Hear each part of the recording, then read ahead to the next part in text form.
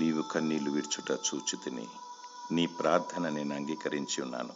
2 రాజులు 20:5. కన్నీటి ప్రార్థన శక్తివంతమైనది. నీ దేవుడు నిన్ను చూస్తున్నాడు. ఎవరైతే విరిగి నలిగిన హృదయంతో ఉంటారో వారిని నేను దృష్టికరిస్తున్నానని జీవము గల దేవుడు సెలవిస్తున్నాడు.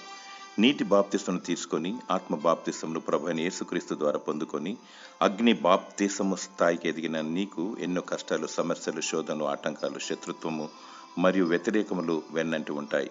అగ్ని బాప్తిసం అనగా శ్రమలే. అంతవరకు సహించువాడే రక్షింపబడును. జనులు మిమ్మల్ని నిందించి హింసించి మీ మీద చెడ్డ మాటలు పలుకున్నప్పుడు మీరు ధన్యులు. సంతోషించి గంతులు వేయడి, పరలోకమందు మీ ఫలము అధికమగును. మీ తలలెత్తుకొనుడి, మీ విడుదల సమీపించి ఉన్నది. నీ దేవుడు కన్నీటి బాష్పపు బిందువులు తుడుచును. నీ సిలువను నీవెత్తుకొని పయనించాలి. ప్రభు యొద్ద నుండి బహుమానం పొందుకోవాలి.